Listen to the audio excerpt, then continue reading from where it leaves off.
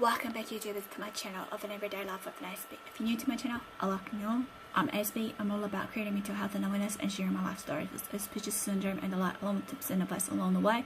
Also with some fun and games. If you're into any of these and you want to join me on the bandwagon, feel free to subscribe on the subscription box below on the bottom right hand corner, because I hope to do this on the daily or even of the Monday to Friday slot, or even 3 days a week, time depending obviously on my schedule. So this one's all about the Autism Man series, as I said, because obviously we're nearing Autism Awareness Month and I'm hoping to push as many out leading up to that month and hopefully bring out some activities or what have you that could be autism related in that 3-4 days of that Autism Awareness Month. Maybe I haven't thought of it that far yet, but as I said to myself, I'm hoping to try and bring out some other bits and pieces too and give you an update of what I said to you guys into what was happening later on in the piece. So this one's about all the Autism Out and About series right now sort of thing. They'll be breaking down into maybe 4 or 5 parts with the tips and advice along the way along with it. So if you're looking for some of these and you're wanting to know more, stay tuned. Obviously I will cover the visiting the hairdressers, the doctors, the dentists, and what you can do to help your child for their first time visits and whatnot. In saying this, some of this will be based on my life experiences, based on it, or just the knowledge and research I've done. So just remember, I'm just your normal typical Aspie, just giving out some hopefully helpful advice that will be beneficial to you. And also in saying this, share these around to other people that you feel need to hear some of these, so hopefully it can be used as an educational resource tool or whatever reason behind it. So as we know, basically visiting anybody, be it the doctors, dentists, what have you, can be in pretty much a stressful time with the, you know, with the sensory overloads, sensory meltdowns and everything else, especially for a child with autism, right? For people on the autism spectrum, a visit to the hairdressers can be a very difficult experience for you and the child. So here I am today explaining why someone may become distressed when having a haircut, and also maybe hopefully some helpful strategies along the way to help with these everyday situations. Sensory matters. For an autistic person, any of the senses may be over or under sensitive, or both at different times of the day, be it whatever it may be. This can affect the behaviour of the child. Regardless, hearsay, it's important to look at the environment where the hairdresser is and to break down the process of having a haircut to the child to gain a better insight into why this experience may have caused distress in the first place. So some people may experience difficulties with their touch system. You know, they don't like being touched, obviously, as I shared before earlier about Autism Hygiene, which I'll link up in the iBar versus the description to give you the lowdown. Touch can be very painful for some of the autistic people on the spectrum, which can make having a haircut very difficult. Miles EL 2000 had been providing suggestions as to why a child may not like having a haircut. Some may not like it, hairdresser brushing or washing their hair, and the feel of the scissors or vibration of hair clippers may be very uncomfortable. When having a haircut though, however, a towel or drape is usually placed around the shoulders and neck, which again may aggravate the child with autism.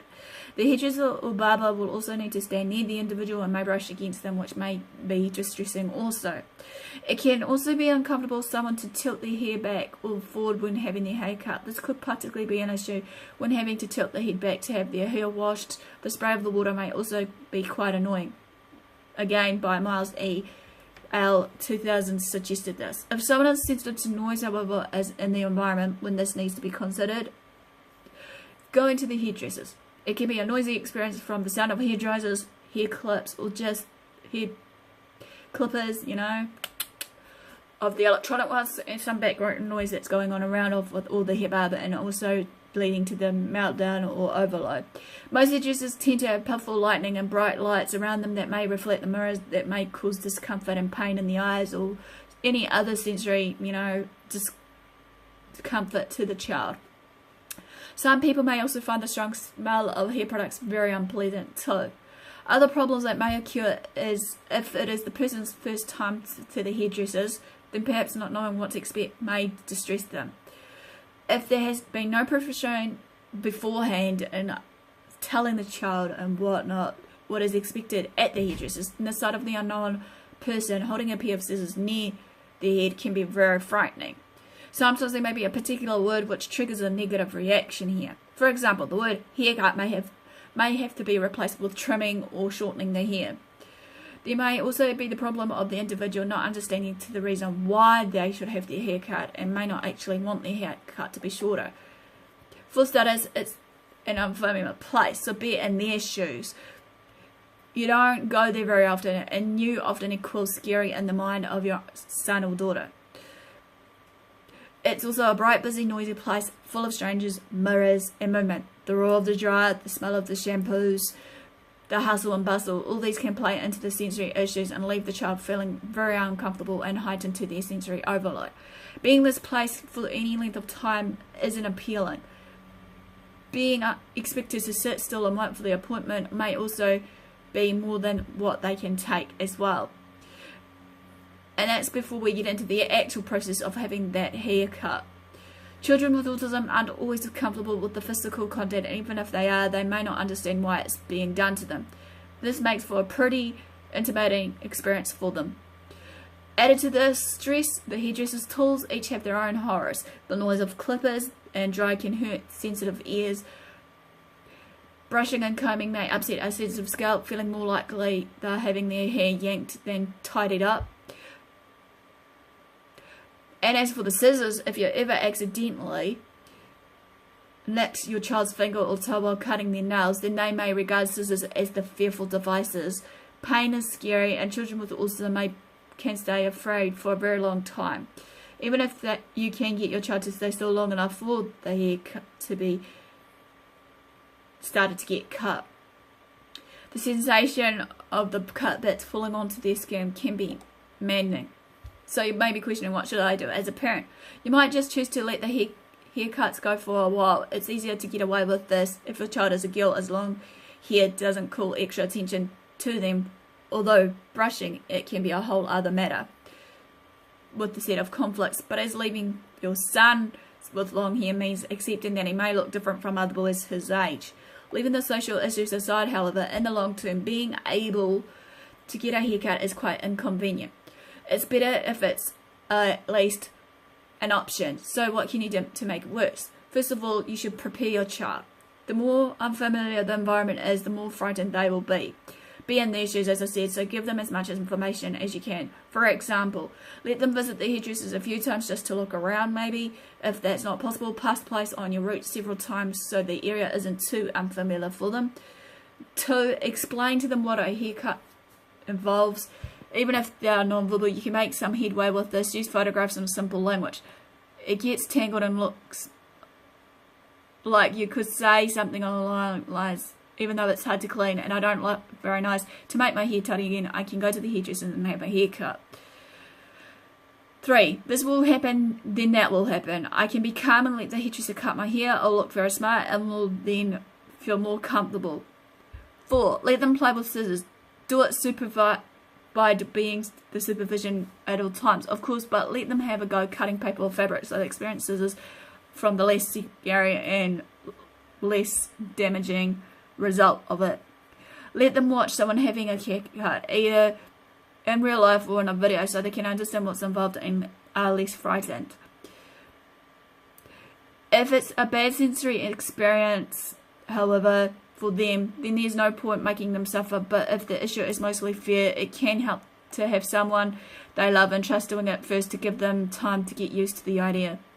3. Does running a comb through their hair cause a problem? How about a spray from a mister? Not only is this informative for you, it allows your son or daughter to experience the steps one at a time, which might take them less overwhelming when they happen together. Another one you could do is use a visual schedule so your son or daughter knows when the haircut is going to be. Mark it on the calendar for that day, and maybe use a daily schedule so that they know what time it will be, especially maybe putting into some form of app of a calendar through a tablet or phone. When it comes to the hairdresser, prepare the ground before anything else happens. If you have a choice, pick a place that isn't too bright and noisy. Talk to the staff beforehand or before the day, explain their child has autism and what that involves, and ask them to be very patient.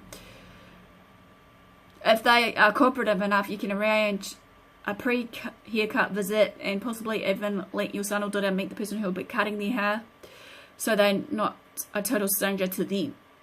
Avoid the busiest times and book on a quiet day. Pick an appointment time where your son or daughter won't be already tired or overwhelmed from a demanding day. Be as precise as you can about the timing. Let the staff know that waiting is likely to cause problems for your part. Do what you can do to avoid turning up early. If hair washing is a problem, do it yourself at home before you go in. Clean, condition and brush, so the hairdresser has to do as little preparation as possible. Alternatively, however, if the problem is strong smelling shampoo, you could bring your own brand from home. Pick a change of clothes. Children with autism can be very hypersensitive in their skin, so if they are any hairs caught, they can wear something fresh and comfortable. The haircut itself, for the stage, pick a fairly simple style. The less time it takes to do, the quicker you can get out of there, and the less time it is for your son or daughter to work up to a meltdown. Ask approximately how long the haircut will take. That way you can use a visual timer. You can show it to your son or daughter and tell them finished in 6 minutes. You might also want to break down the process down. One to go for the timer of hair washing, one for hair cutting, one for hair drying, so on and so forth. Break it down into little steps. Either you or the hairdresser should talk through what's going on, pitch the language complexity for your son or daughter's level of understanding, and let them know what's going to happen. Be specific about this. Example, the hairdresser is going to touch your head now. The chair is going to go up. The clip is going to switch on. Any change in the situation, give them a heads up. Keep a set of earplugs and or music headphones handy just in case, not the kind that go over the head, but small and ear ones should be enough. If the noise gets too much for your son or daughter, you let them use these to block it all out.